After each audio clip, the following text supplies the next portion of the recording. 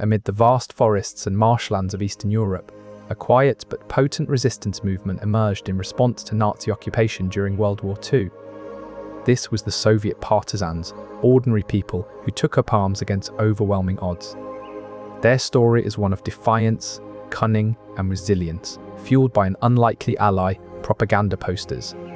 Before tonight is over, you will understand how these simple pieces of paper became powerful tools in the fight against tyranny.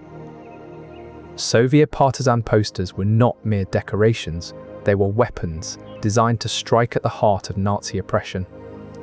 With bold messages and striking imagery, these posters served as a constant reminder that resistance was alive and well. They conveyed a sense of hope and defiance that could not be extinguished by German tanks or machine guns. Consider this: don't chatter.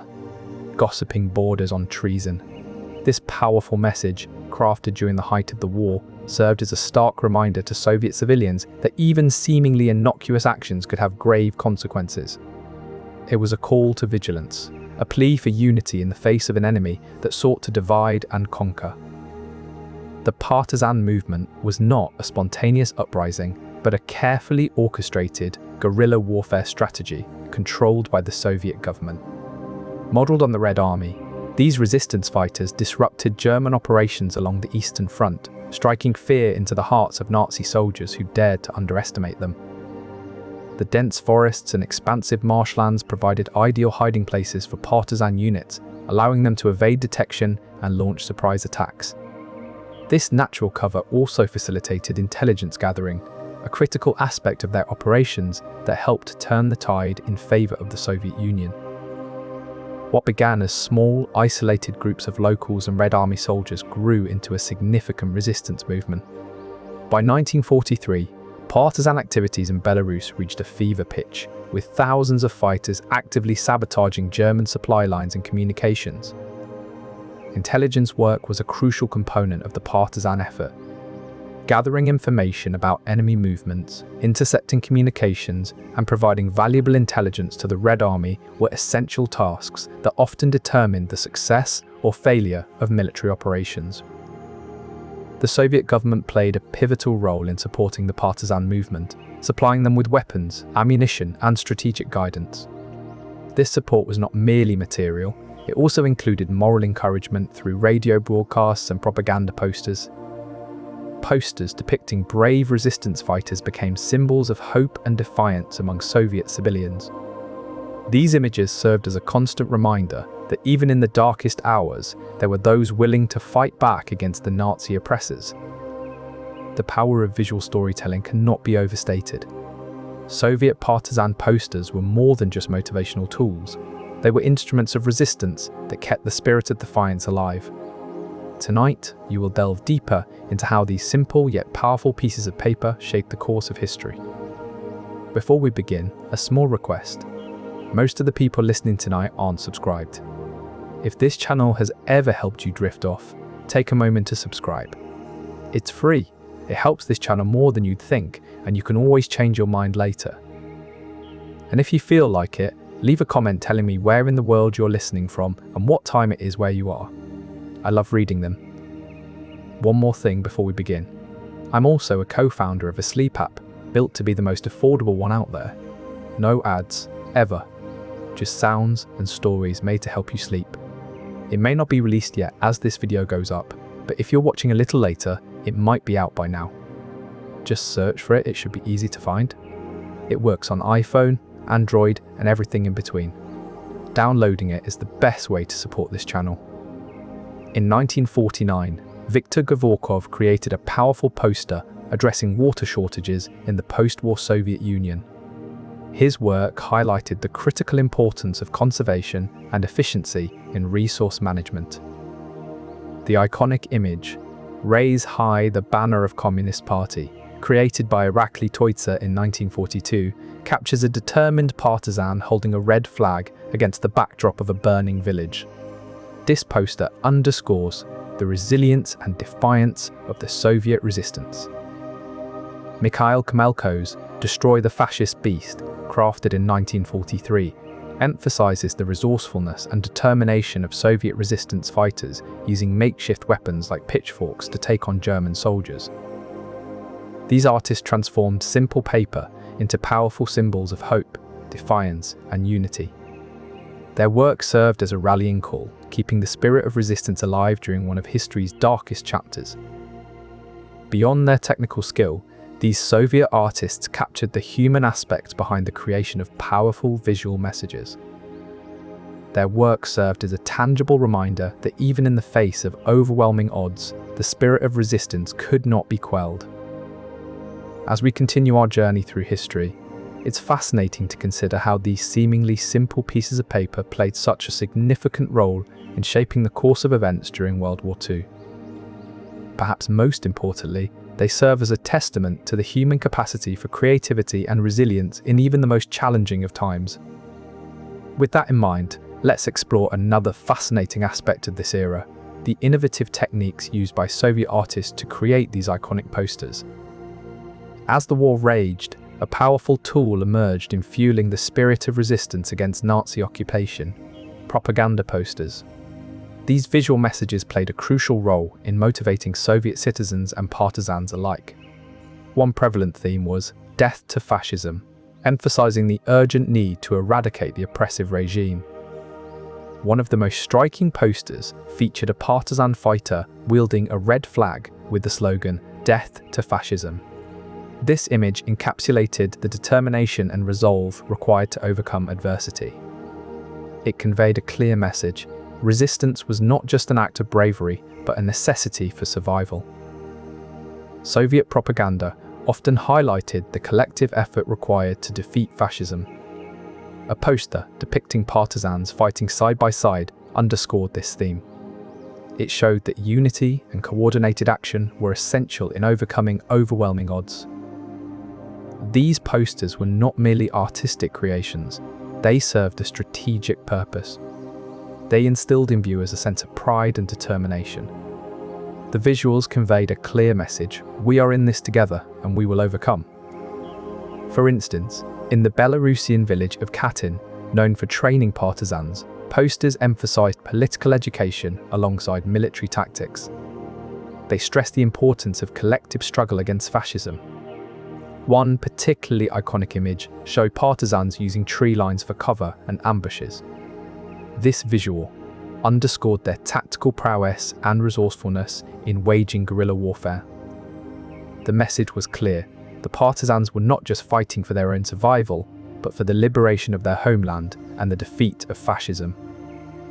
These propaganda themes were carefully crafted to instill specific emotions and motivations in viewers. They painted a picture of brave individuals fighting against overwhelming odds and highlighted the importance of collective effort. In essence, these posters were more than just artistic expressions. They were powerful tools that galvanized support for the resistance movement and fueled the spirit of defiance against Nazi occupation. The emotional power of these visual messages cannot be overstated. During a time when hope was scarce, these posters served as beacons of resilience and unity. They reminded civilians of their collective strength and the importance of maintaining defiance against the occupying forces. The impact of these images extended beyond mere inspiration. They fueled an enduring spirit of resistance that played a crucial role in sustaining morale during wartime. The posters also highlighted the significant actions and sacrifices made by real individuals, such as Alexander Matrosov, who became a symbol of resistance after his heroic sacrifice in 1943. These visuals turned abstract ideals into concrete examples that civilians could personally connect with, making the message more impactful and relatable. Poster production in the Soviet Union was a systematic process, often featuring famous artists like Irakli Toidze and Mikhail Kamelko, who lent their creative prowess to the cause. Radio Moscow played a crucial role in broadcasting messages that rallied support for partisan movements, using visuals like these posters as inspirational tools. Posters like these became beacons of hope and defiance in a world ravaged by war, embodying the very essence of Soviet resistance. In conclusion, these iconic posters serve as enduring testaments to the power of visual propaganda in fueling the spirit of resistance against Nazi occupation. Psychological warfare, the strategy of manipulating information and perception to influence enemy behavior and morale, was a critical component of the Soviet resistance during World War II. These posters, often created by renowned artists like Nina Vatilina and Viktor Gavorkov, were not isolated efforts, but part of a broader psychological warfare campaign. The Soviet Union supported partisan activities in other occupied countries as well, including Poland and Yugoslavia. These posters were disseminated widely, reinforcing the narrative of resistance across multiple fronts. But how did these posters fit into the broader strategy? The answer lies in their deliberate use as part of a coordinated effort to undermine Nazi morale and support. These images were not just about inspiring the Soviet people, they were also meant to sow fear in the hearts of Nazi soldiers, reminding them that resistance was everywhere and relentless. But perhaps most importantly, these propaganda efforts were carefully coordinated to maintain a consistent message across different media. This consistency was crucial in creating an unwavering image of resistance and defiance against the Nazi occupation. In conclusion, the use of posters as part of a broader psychological warfare strategy underscores the deliberate planning behind fueling the spirit of resistance. These visual tools were not just decorative, they were integral to the Soviet Union's efforts to undermine Nazi morale and support. And as we have seen, the impact of these posters was amplified by their integration into a multifaceted campaign that included radio broadcasts, intelligence activities, and other forms of psychological warfare. This deliberate use of visual propaganda shows the power of coordinated efforts in shaping public perception and morale during wartime. The legacy of Soviet partisan posters endures as a potent symbol of resistance and defiance against Nazi occupation. Throughout the occupied territories of the Soviet Union during World War II, visual propaganda played a crucial role in fueling the spirit of resistance.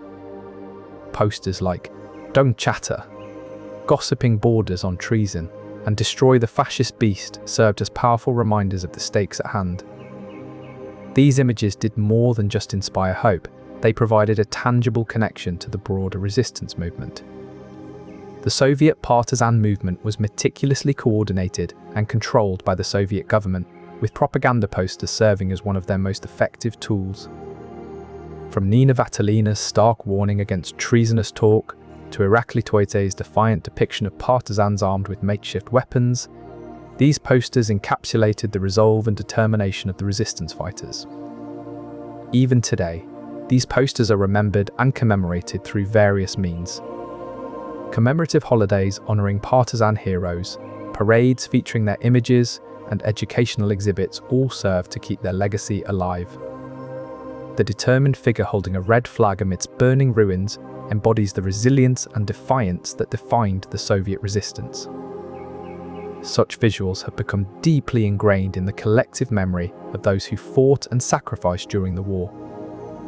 The enduring power of these images lies in their ability to capture the essence of human resistance in stark, unforgettable ways. Visual propaganda serves as a poignant reminder of the indomitable spirit that can arise even in the darkest hours.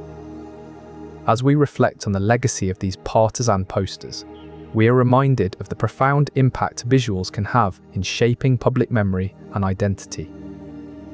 Through their striking imagery and powerful messages, these posters continue to inspire hope and defiance against oppression in any form. Visual propaganda, with its striking imagery and potent messages, has long been a powerful tool in fueling the spirit of resistance. As we look to the future, it's clear that this medium will continue to play a significant role in contemporary conflicts and social movements. The United States Holocaust Memorial Museum hosts research on Nazi propaganda, providing insights into how visual storytelling can shape perceptions and mobilize populations. In Belarus, the school in Khartoum operated from 1942 to 1943 and played a crucial role in preparing fighters for guerrilla warfare behind enemy lines. This historical context shows the potential of visual propaganda to inspire resistance and unite communities against oppression. Imagine contemporary conflict zones where visual storytelling could be deployed to rally support for humanitarian causes or expose injustices. With advances in technology, the reach and impact of visual messages can extend far beyond traditional borders. Through social media platforms and digital campaigns, the power to inspire hope and defiance can be amplified on a global scale. But with this increased potential comes responsibility. The future of visual propaganda must be guided by ethical considerations to ensure that messages are truthful and used for the greater good. As we continue to study and learn from historical examples like the Soviet partisan posters, we can envision a future where visual storytelling remains a beacon of hope and resistance against oppression. As World War II unfolded, the Soviet Union faced a formidable enemy on its eastern front. In response, they developed a powerful tool to bolster morale and inspire resistance: propaganda posters. These visuals served not just as aesthetic statements, but as potent symbols of defiance and unity. Let's explore how the design and style of these posters evolved over time, reflecting the changing nature of the conflict and the spirit of the people. Early in the war, the posters were stark and direct, often featuring bold reds and blacks to signify urgency and danger. Typography was large and imposing, aiming to grab attention immediately. The message was clear: stay alert, be cautious, and never undermine the collective effort against the invading forces. By 1942 and 1943, as the partisan movement reached its peak, posters became more sophisticated and symbolic. They often featured abstract elements and dramatic use of light and shadow to evoke emotion. These visuals communicated a sense of collective struggle and determination, highlighting the indomitable spirit of the Soviet people in their fight against fascism. Interestingly, while the art became more complex, the messages remained straightforward and compelling. Slogans like "Destroy the Fascist Beast" and "Death to Fascism" were prominent, offering clear and direct calls to action. The posters served as constant reminders of the ultimate goal: defeating the enemy and restoring peace to the homeland. In 1944, as the tide of war began to turn, posters took on a more celebratory tone. Colours became brighter, and imagery shifted towards depicting victorious partisans and liberated territories. This change in visual language reflected the growing confidence that victory was within reach, and the end of the struggle was near. Finally, with the war's end in sight, posters commemorated the sacrifices made by the partisans and the collective effort of the Soviet people. The use of somber colours and dignified imagery honoured those who gave their lives for the cause. These visuals served as a poignant reminder of the journey taken and the price paid to achieve victory over tyranny. From stark warnings to celebratory depictions, the evolution of Soviet partisan poster art showcases how visual language adapted to maintain its effectiveness throughout the struggle. By reflecting the changing nature of the conflict and the spirit of the people, these posters remained a powerful tool in fueling the spirit of resistance against Nazi occupation. One of the most striking features of Soviet partisan posters was their regional variations. Each area under Nazi occupation had unique themes, symbols, and language tailored to resonate with the local population. In Ukraine, posters often depicted fierce resistance against German oppression. Themes of national pride and defiance were common. This poster emphasized the resourcefulness and determination of Ukrainian resistance fighters, showing partisans attacking German soldiers with pitchforks and other makeshift weapons. In Belarus, posters frequently highlighted the devastating impact of the occupation on local villages and communities. One such poster emphasized the importance of standing together against the common enemy, with the slogan "Death to Fascism" prominently displayed. These regional variations in Soviet partisan posters demonstrate how propaganda tailored its message to resonate locally. For many, the sight of these posters was a reminder that they were not alone in their struggle. It was a visual testament to the collective strength and determination of the people under Nazi rule. The power of these regional variations lies in their ability to convey a message that was both universally resonant and deeply personal. This dual appeal helped to galvanize support, and maintain morale among the resistance fighters and civilian populations alike. From the early days of isolated guerrilla warfare to the coordinated efforts of larger resistance movements, the posters provided a visual narrative of the struggle. Through these variations and adaptations, Soviet partisan posters played a critical role in maintaining the spirit of resistance throughout the war. Their enduring legacy serves as a reminder of the power of visual propaganda and the indomitable human spirit. These printed materials often featured accounts of bravery and resistance, detailing the heroic deeds of partisans and civilians alike. They also provided crucial intelligence on German movements and operations. Their distribution methods were ingenious. Newspapers and pamphlets were often smuggled into occupied territories by partisans or hidden within seemingly innocuous parcels. Sometimes they were dropped from the sky by Allied aircraft. These materials not only served to inform, but also to unify and bolster morale. They created a sense of collective purpose among the resistance and fostered a shared identity against the common enemy. For example, in Belarus, where partisan activity was particularly intense, underground newspapers often featured stories of local heroes who had stood against the Germans. These tales resonated deeply with the people and became a source of pride and inspiration. Integrating with poster campaigns, these printed materials extended their reach and impact. While posters offered a visual appeal, the newspapers and pamphlets provided detailed information that could be studied and discussed at length. This combination of visual propaganda and detailed print media created a robust ecosystem for spreading resistance messages. By illustrating how different mediums work together to amplify the spirit of resistance, these materials underscored the power of unified communication in wartime. Their impact extended beyond the Soviet borders as other countries adapted these designs for their own resistance movements. In France, for example, the resistance movement adopted similar themes and visual elements to inspire their fighters. Common themes like defiance against tyranny and the call for collective resistance were prominently featured in both French and Soviet posters.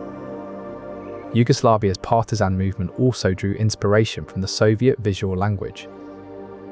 Greece too saw adaptations of these powerful visual tools. While adopting the common themes and elements, each country tailored the message to reflect their unique circumstances. For instance, Greek posters might feature historical figures or symbols significant to Greek culture. These posters served as a powerful reminder that the fight for freedom was not confined to one country, but was a collective struggle across Europe. By adapting these designs, the spirit of resistance spread and evolved, creating a unified front against tyranny. This demonstrates the international influence and adaptation of Soviet partisan posters in fueling the spirit of resistance. These posters were not mere decorations. They were instruments of persuasion designed to fuel the spirit of resistance among Soviet civilians and partisan fighters alike. One of the most effective techniques employed in these posters was repetition. Repeated images and slogans reinforced key messages and made them more memorable. For example, the phrase "death to fascism" appeared frequently in Soviet posters.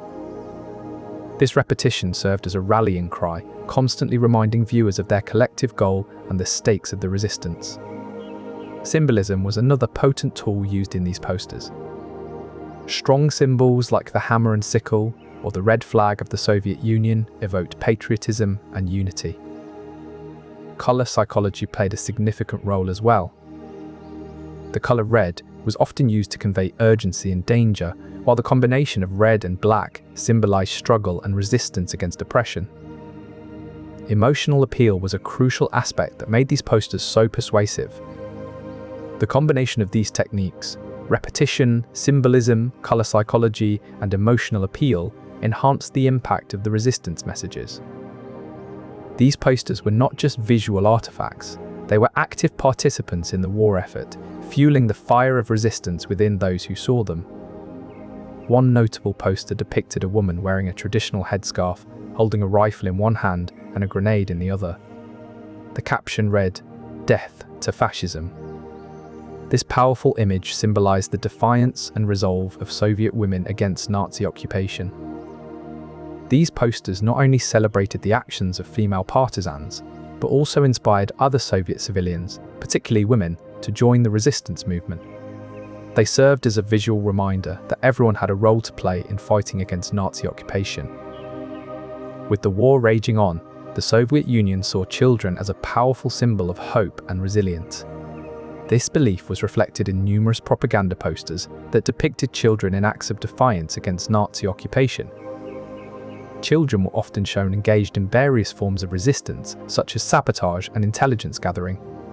These images served to rally civilian support for the partisan movement. The young boy's resolute stance evokes a sense of unyielding determination, inspiring viewers to imagine themselves as part of this heroic struggle. This image underscores the resourcefulness and determination of Soviet resistance fighters, emphasizing their collective effort against the Nazis. Children were also used to symbolize the future and the hope that the war would eventually be won. The use of children in these depictions was a deliberate strategy to evoke emotions and encourage civilian support for the partisan movement. By seeing these young faces standing against tyranny, Soviet civilians were reminded that their efforts could help build a brighter future for the next generation. The impact of these posters was significant, transforming the fear and despair felt by civilians into active defiance. They provided a visual narrative of bravery that resonated deeply with those who saw them. Case studies revealed that in areas where these posters were prominently displayed, civilian morale improved over time. People began to see themselves not just as victims, but as active participants in the struggle against Nazi tyranny. Posters like "Destroy the Fascist Beast" emphasized the resourcefulness and determination of Soviet resistance fighters using simple tools to overpower their oppressors. This imagery was particularly inspiring during periods of severe hardship. The power of visual propaganda was not just in its immediate emotional impact, but also in its long-term effects on civilian psyche. By continually reinforcing images of resistance and victory, posters instilled a sense of collective resilience. Moreover, these visuals often included calls to action that went beyond mere symbolism. They served as tangible reminders that each individual had a role to play in the larger struggle. The psychological effects of these posters were profound. They provided a visual narrative that civilians could internalize and draw strength from, even in the darkest of times. Over time, as the Soviet partisan movement grew stronger, so did civilian morale. Posters were not just a reflection of the resistance, but also a driving force behind it. In conclusion, visual propaganda played a crucial role in transforming fear into active defiance among Soviet civilians under Nazi occupation. Red, for instance, was frequently employed to symbolize revolution and bloodshed. In posters depicting brave resistance fighters, the vibrant hue served as a bold call to arms. Black was another powerful color used in these posters, often signifying mourning or death. Its somber tone underscored the gravity of the resistance and the sacrifice involved. Green, on the other hand, symbolized hope and renewal. In posters portraying the eventual defeat of Nazi forces, green was used to convey a sense of rebirth and optimism.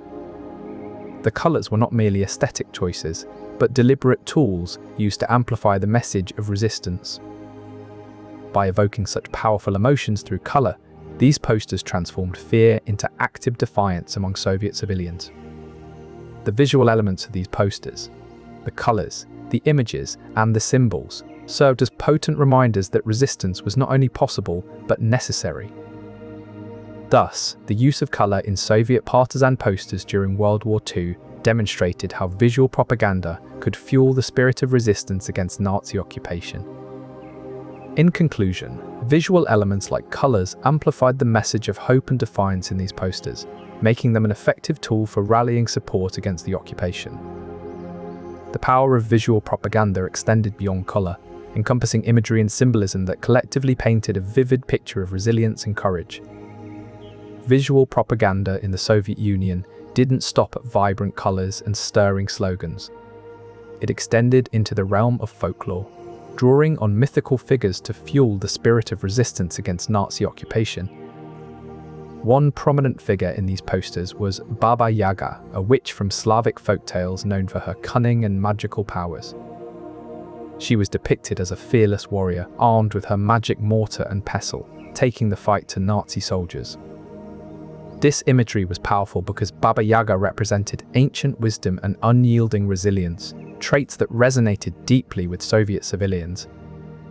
Another figure prominently featured was Koschei the Deathless, an immortal character from Russian folklore who could only be killed by striking his heart with a special needle. Posters showed Koschei battling Nazi forces, his immortality symbolizing the indomitable spirit of the Soviet people. The emotional resonance of these mythical figures was immense. They offered a sense of continuity with ancestral traditions and hope amidst the dire circumstances. These posters not only inspired immediate action but also anchored the resistance in a timeless narrative of Russian and Slavic heritage. By harnessing these cultural symbols, Soviet propaganda effectively leveraged the power of storytelling to fuel a collective spirit of defiance against Nazi occupation. Soviet posters often depicted Nazi leaders such as Hitler in humiliating or ridiculous manners, using caricatures and exaggerations to undermine their image of power. An iconic example is the poster that shows Hitler as a grotesque figure with exaggerated features, his uniform in tatters, and his hand grasping for power while being mocked by Soviet citizens. This image effectively disempowers Hitler by depicting him as a pathetic figure rather than the feared leader of the Third Reich, thus boosting morale among Soviet civilians. Another poster features Nazi troops being outsmarted by a small child, symbolizing the ingenuity and cunning of the resistance against the seemingly invincible enemy. The humor in these depictions not only served to ridicule the enemy, but also emphasized the resourcefulness and determination of the Soviet people, instilling a sense of collective power. By employing satire, these posters transformed the image of the enemy from one of fear to one of mockery and derision, significantly undermining their authority and intimidating presence. This strategy was especially potent in areas where the partisan movement was strong, as it provided a means of resistance that anyone could participate in, even through small acts of defiance. In this way, humor and satire played a critical role in keeping the spirit of resistance alive, offering a visual reminder that despite the hardships, there was always room for hope and defiance. The posters were not merely about instilling fear, they also celebrated acts of heroism and resistance. For instance, Viktor Gevorkov's poster from 1949 depicted a brave partisan standing defiantly against the backdrop of a burning village. These visual aids were often distributed through various means, such as being plastered on the sides of buildings or handed out directly to soldiers during roll calls and briefings. Anecdotes from the front line reveal that these posters had a profound impact. Soldiers reported feeling a surge of pride and determination whenever they saw images of their compatriots standing against overwhelming odds. The emotional resonance these posters had was not just psychological, it translated into tangible benefits for the war effort. Soldiers motivated by these visual cues were more likely to engage in acts of bravery and defiance. In the end, visual propaganda during World War II was a multifaceted tool that extended beyond civilian populations to directly influence and motivate those on the front lines. By highlighting acts of heroism and reminding soldiers of the stakes, these posters not only maintained morale, but also fueled a spirit of resistance that was critical to the Soviet war effort. This visual propaganda served as a silent yet powerful ally, keeping the flame of resistance burning brightly even in the darkest hours of war. And so, through the power of visual storytelling and strategic distribution, the Soviet Union harnessed an untold force in its war effort, the unyielding spirit of its people. A testament to the resilience and defiance that visual propaganda could inspire, even in the face of immense adversity. In the heart of the conflict, while the front lines raged with battle, a quiet but powerful alliance was forming between Soviet artists and secret publications. These posters were not mere decorations. They were tools of psychological warfare designed to galvanize resistance and sow seeds of doubt in the Nazi machine. But to reach the widest audience possible, these images needed a medium that could traverse the dangerous landscape of Nazi-occupied territories. Enter the underground presses, clandestine publications that served as lifelines for the resistance movement. These newspapers and pamphlets were distributed surreptitiously, hidden in everything from false-bottomed suitcases to hollowed-out books. Each issue was a treasure trove of information, carrying not just news but also the visual propaganda that could ignite hope and defiance. In a sense, these posters were more than just art. They were coded messages of resistance, designed to be deciphered by those who understood their deeper meaning. The alliance between artists and underground presses created an intricate web of visual communication that bolstered the spirit of defiance across occupied territories. And so, amidst the chaos and destruction of war, a silent yet powerful alliance was at work. Artists crafted images that could stir souls, while underground presses ensured those images reached every corner where hope and defiance were needed most. This interconnectedness and strategic distribution of propaganda served as a vital lifeline for the Soviet resistance movement, ensuring that the flames of defiance could not be extinguished, no matter how dark the night seemed. As the Soviet resistance grew, so did their arsenal of psychological warfare, propaganda posters that tapped into the rich vein of Russian folklore. These visuals did more than just convey a message. They forged a deep connection with the people, leveraging cultural symbols that held profound meaning. One of the most potent symbols was the Matryoshka doll, a set of nesting dolls that represent motherhood and the endless cycle of life. In posters featuring these dolls, the message was clear: the Soviet Union was the nurturing mother protecting her children from the invading Nazis. Another prominent symbol was that of the Cossack fierce and independent horsemen who had long defended their land from invaders. Posters depicting Cossacks striking down German soldiers with their sabers tapped into this historic legacy of resistance. The power of these symbols lay in their ability to evoke a sense of collective identity and shared history. As the Soviet resistance movement grew stronger, so did the resonance of these cultural symbols. The use of folk symbolism in Soviet partisan posters illustrates how cultural connections can be a potent force for resistance. By drawing on these deep-rooted symbols, the Soviet resistance was able to fuel a spirit of defiance that echoed through the generations. No matter how dark the night seemed, these symbols offered a beacon of hope and a reminder of the indomitable spirit of the Russian people. In the thick of World War II, amidst the sprawling occupied territories of the Soviet Union, a peculiar force was at work. The Nazi regime, intent on dominating every aspect of life under their control, found themselves facing an unexpected adversary: visual propaganda. Soviet posters, crafted with the intention of igniting hope and defiance among civilians, managed to infiltrate even the most tightly controlled areas. These visual messages were not mere decorations, they served as potent symbols of resistance. In Belarus, for example, the discovery of a Soviet poster was an act of defiance in itself.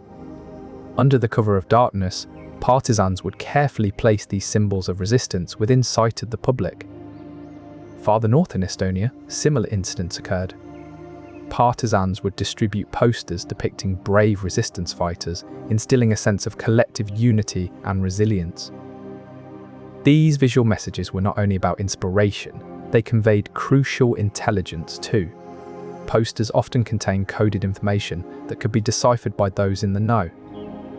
In regions like Guerrilla and Moldova, posters served as a lifeline to the outside world, reminding locals that there was still a fight going on beyond their immediate surroundings. The extent of this subversive influence cannot be overstated. These posters, found in the most unlikely places, were a testament to the indomitable human spirit and the power of visual propaganda. They showed that even under the tightest control, there were cracks through which hope and resistance could seep in. The partisans, with their daring acts of placing these posters, became heroes in their own right. They were the silent messengers of defiance. It was not just about the message conveyed, it was about the act of seeing something that defied Nazi control, a symbol of an unbroken spirit. The impact echoed through generations, reminding us of the indomitable power of hope and resistance. And so, amidst the darkness of war, these posters served as beacons of light, guiding those in need toward hope and resistance. It is a story that reminds us of the enduring power of human resilience and the profound impact visual messages can have, even in the most challenging circumstances. As the war progressed and military successes mounted, the themes in these posters began to evolve. Posters started highlighting victories on the Eastern Front with bold images of advancing Soviet troops. These visual messages served not only as morale boosters, but also as psychological warfare, weakening the resolve of Nazi occupiers who were beginning to feel the pressure. Technological advancements in printing also played a significant role in shaping these visual narratives. With improved technology, posters became more detailed and vivid. By the later stages of the war, as Soviet forces pushed back against German lines, posters took on a different tone. They emphasized unity and collective effort. Images showed determined partisans fighting side by side with regular troops, underscoring the theme that the entire nation was engaged in a united struggle against fascism. This dynamic shift in visual propaganda is a testament to how effective messaging can adapt to changing circumstances, always focused on fueling the spirit of resistance. In the crucible of World War II, the Soviet Union deployed a powerful weapon on the battlefield of public opinion: propaganda posters that leveraged the power of typography to fuel resistance against Nazi occupation. Typography, the art of arranging type or printing from movable types, became a potent tool for conveying messages of hope and defiance during the darkest hours of war. Cyrillic script, rich with cultural significance, was employed to evoke national pride and unity among Soviet civilians. Bold fonts emphasized keywords such as freedom and resist, commanding attention and instilling a sense of urgency. Contrasting sizes of text highlighted critical slogans, making them stand out against a backdrop of more subdued print. Alignment, whether centered or flush left, guided the viewer's eye to crucial phrases, amplifying their impact. These typographic choices were not arbitrary, they were deliberate strategies designed to heighten emotional responses. Slogans like "Death to Fascism" became visual anchors, imprinting themselves on the collective consciousness. As the war progressed, so did the typographic techniques. Early posters featured more straightforward designs, focusing on the stark contrast between Cyrillic and Latin scripts to emphasize opposition. Later posters evolved into complex compositions, layering symbols with powerful words. The strategic placement and emphasis of key words not only amplified their message, but also created a sense of unity among viewers, fostering a shared resolve against the common enemy. Lenin, Stalin, and other Soviet heroes were frequently featured, serving as powerful emblems of patriotism and resistance. Their images were often accompanied by stirring slogans and patriotic phrases, meant to rouse the spirit of defiance among the population. This poster effectively uses the power of historical figures to convey a strong message about the importance of vigilance and loyalty. Comparatively, Allied propaganda posters also employed historical figures to inspire action. However, the Soviet use of these figures carried a unique potency, rooted in the collective memory and reverence for their revolutionary past. The depiction of these historical figures served as a tangible link to the Soviet Union's proud history and its fight against oppression. These posters illustrate how historical figures could serve as potent symbols of resistance, evoking a shared resolve among viewers. As the war progressed, these visual messages helped maintain morale and fostered a sense of unity in the face of adversity. Beyond the stark battlefield bulletins, Soviet propaganda posters employed a powerful technique called photomontage to fuel the spirit of resistance against Nazi occupation. Photomontage is a technique where real photographs are combined with artistic elements to create striking and often surreal images. One of the most prominent Soviet artists who mastered this technique was Alexander Rodchenko. Rodchenko's photomontage work often featured stark contrasts and surreal elements that were designed to evoke strong emotional responses. His 1924 poster Pioneer is a classic example of this technique in action. In the poster, a young child with a determined gaze stands atop a globe, symbolizing the hope and defiance of the Soviet people. The use of surreal elements, such as the child's oversized head and the abstract background, intensifies the message. Rodchenko's work had a profound influence on the use of photomontage in Soviet propaganda posters during World War II. Other artists, like Irakli Toidze and Mikhail Khmelko, adopted similar techniques to create posters that became iconic symbols of resistance. These artists understood the power of visual contrast and emotional resonance in conveying complex messages to a broad audience. For instance, Toidze's "Destroy the Fascist Beast" combines stark images of partisans attacking German soldiers with makeshift weapons. The contrast between the humble tools of the partisans and the formidable German forces creates a powerful emotional impact. Khmelko's "And We Will Overcome the Water Shortage" also uses stark contrast to highlight the resilience of the Soviet people. The photomontage technique allowed these artists to create images that were both vivid and thought-provoking, amplifying the message of resistance. The stark contrasts, surrealism, and emotional resonance of these posters intensified the message of resistance, making them unforgettable.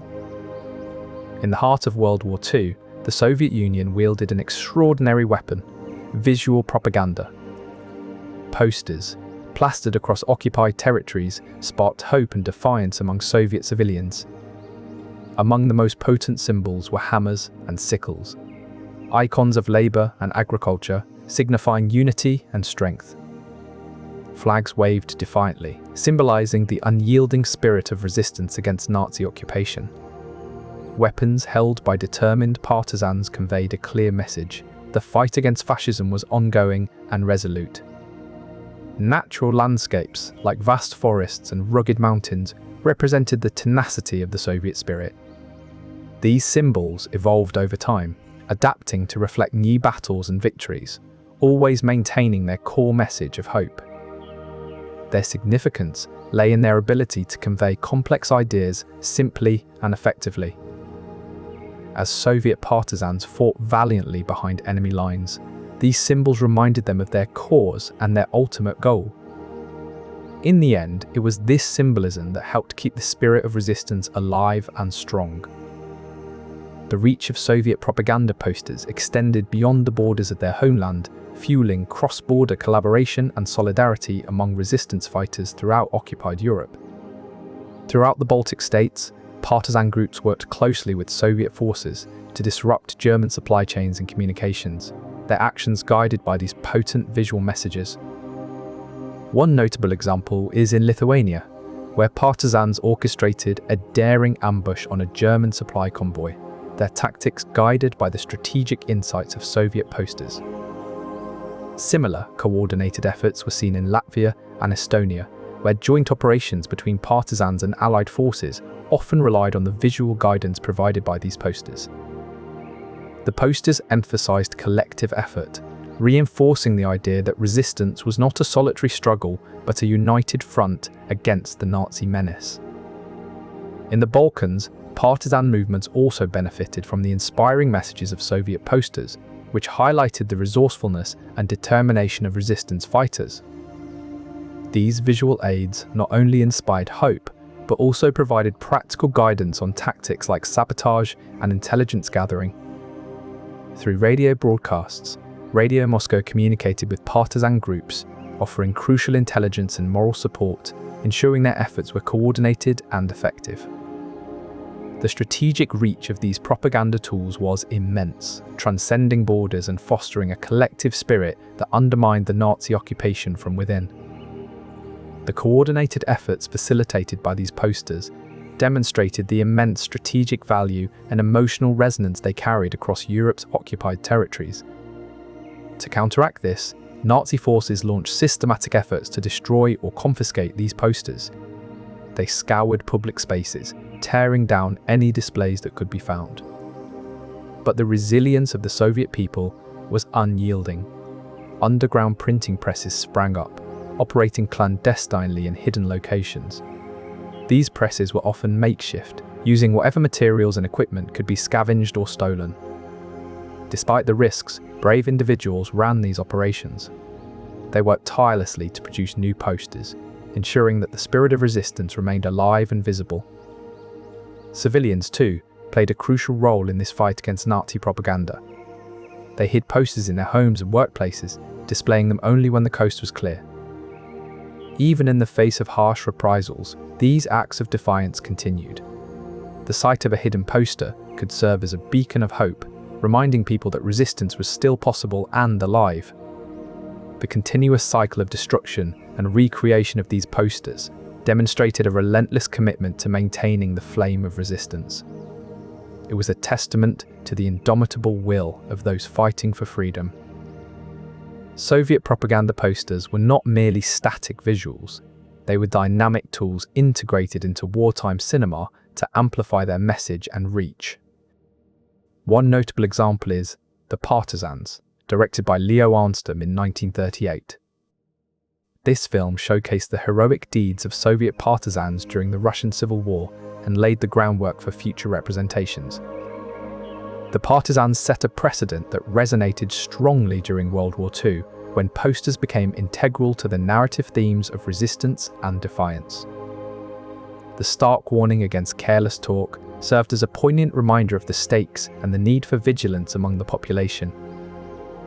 In films like The Great Patriotic War, these posters were often shown as a symbol of hope and unity during times of hardship. Directors used these visuals to create continuity between the harsh realities on the front lines and the resilient spirit of civilians back home. The multimedia approach in these films amplified the message of resistance and solidarity, making it clear that everyone played a role in the fight against fascism. This integration demonstrated a powerful strategy where art, film, and propaganda converged to strengthen the moral of the collective struggle. During the war, posters such as Death to Fascism and Destroy the Fascist Beast became iconic symbols of defiance. The legacy of these posters continued to inspire artists long after the war ended. For instance, many post-war murals and memorials echoed the themes and styles seen in wartime propaganda.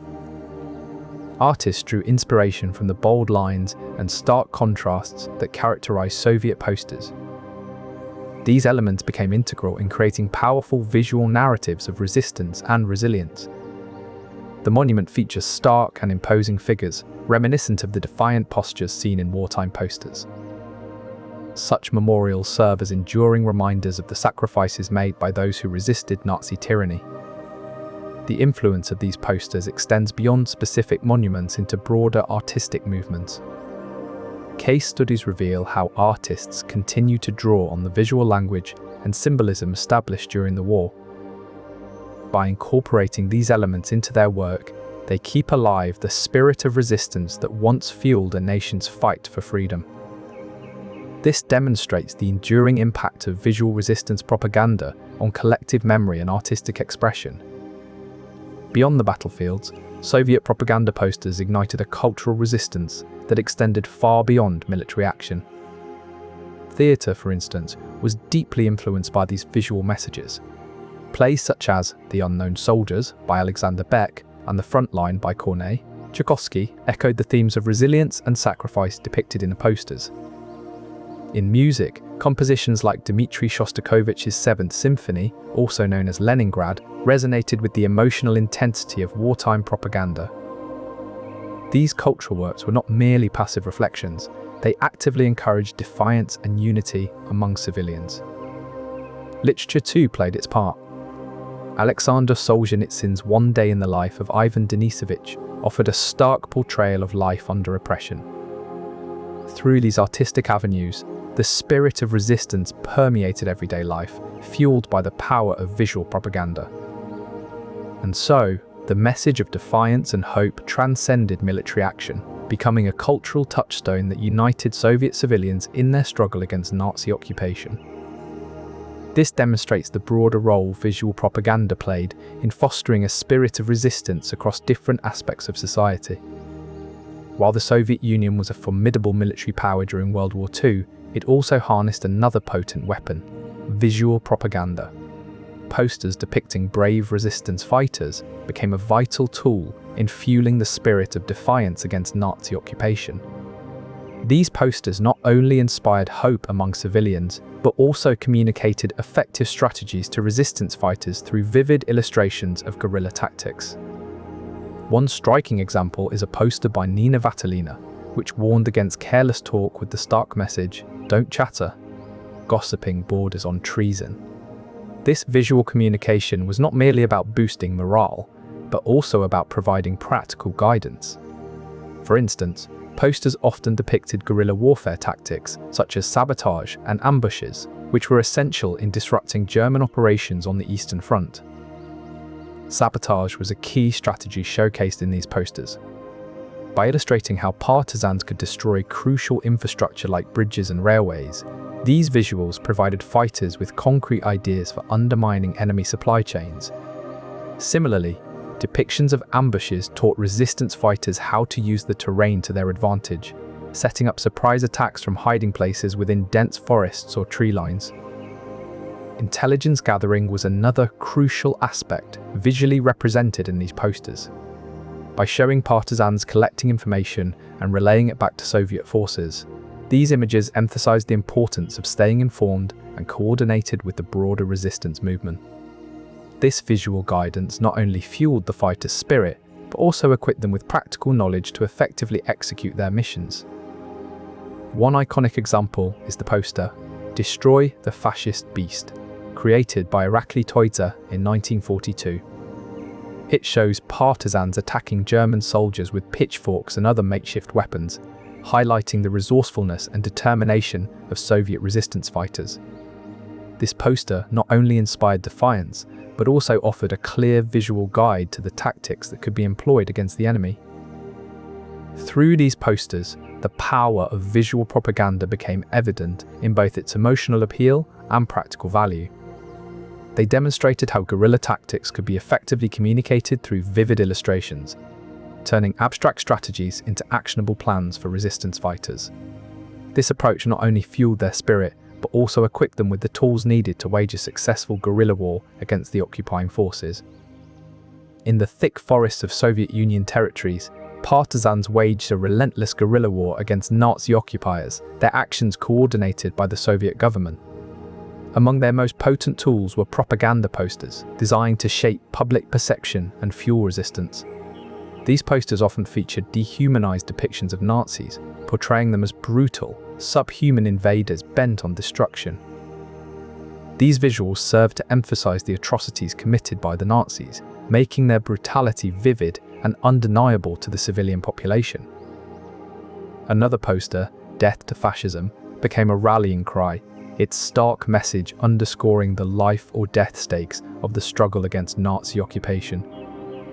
The effectiveness of these posters in changing public sentiment is evident. They transformed abstract enemy forces into tangible, menacing figures, making resistance feel urgent and necessary. For civilians living under Nazi rule, seeing these posters plastered on walls could have been a stark reminder of the ongoing struggle and the high stakes involved. This visual propaganda played a crucial role in galvanizing support for the partisan movement, as it made the enemy's threat more palpable and immediate.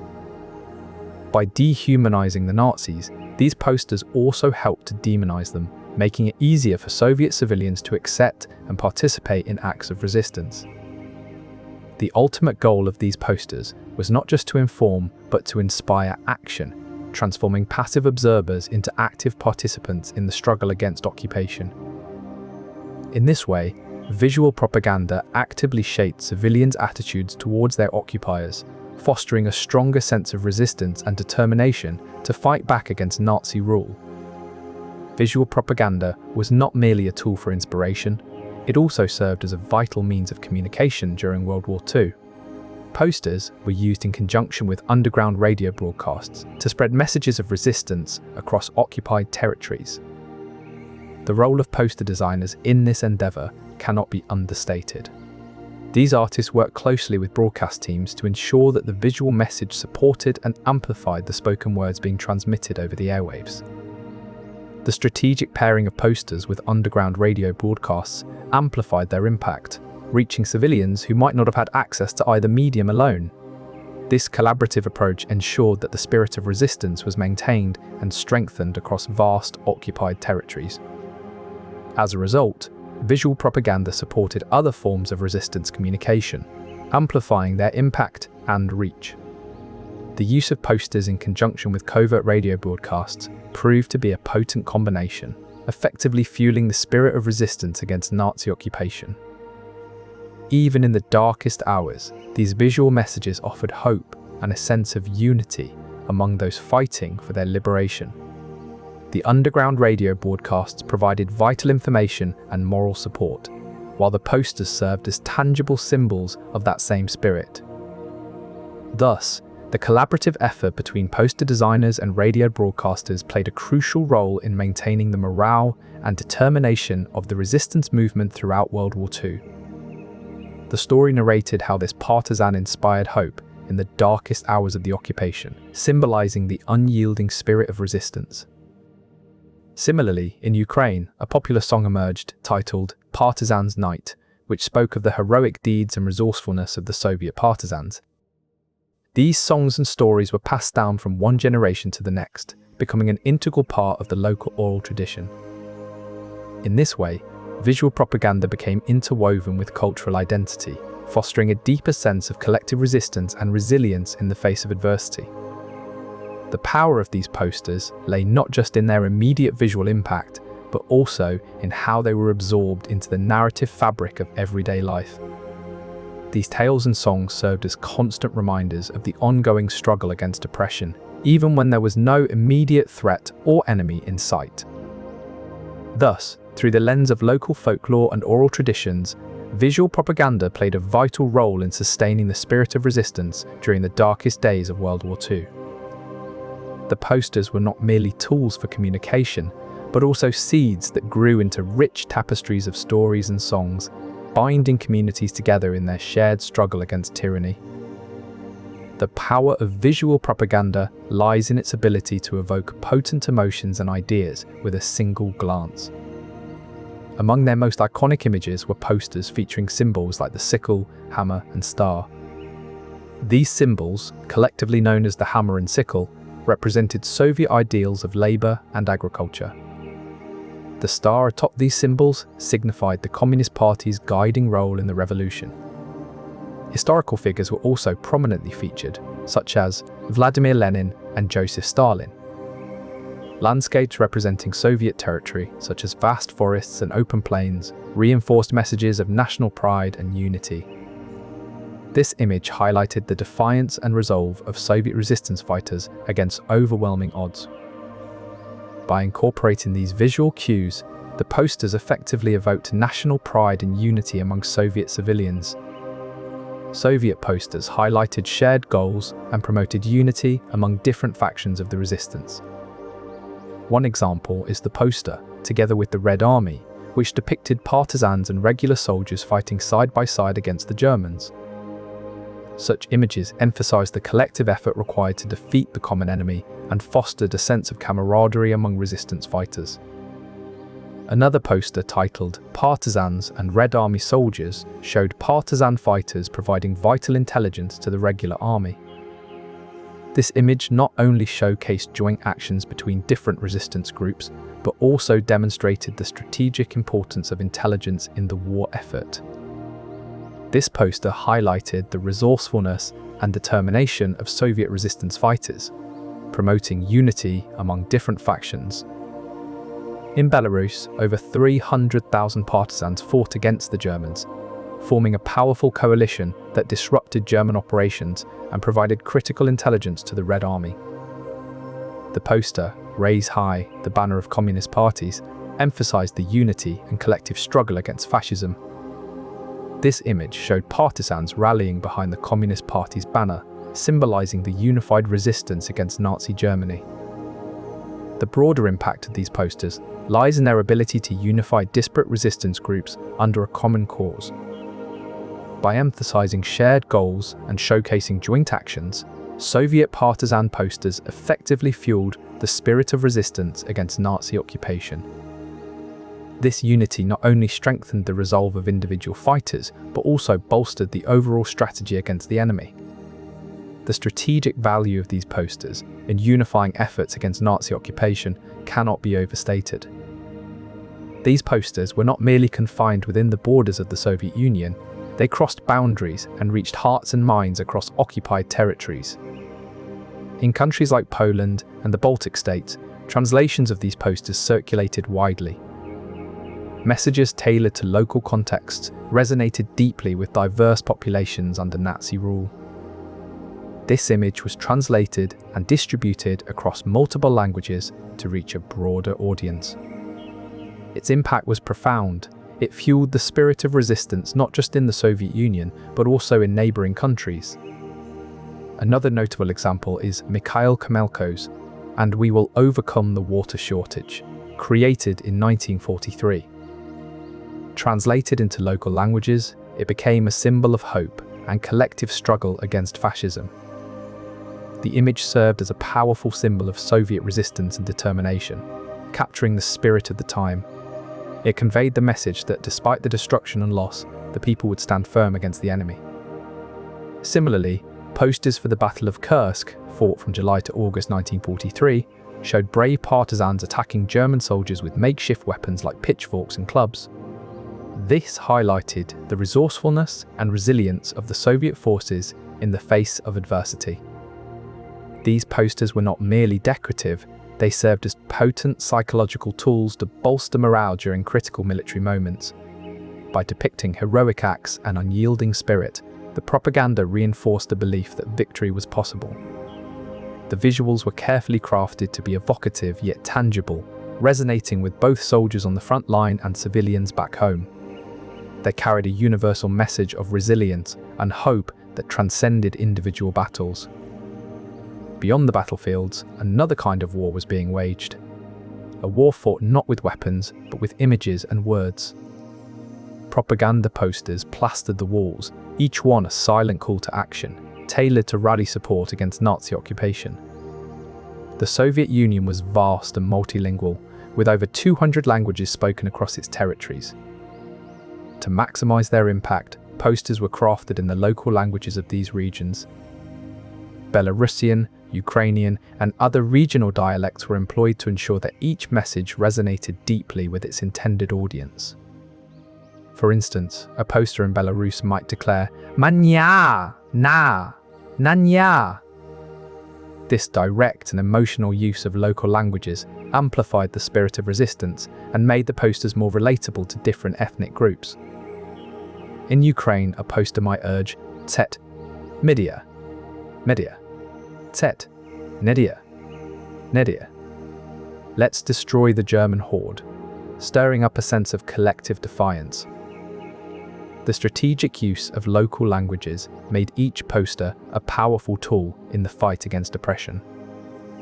It was a subtle yet potent way to ensure that every person, regardless of their background, felt personally addressed and inspired to resist.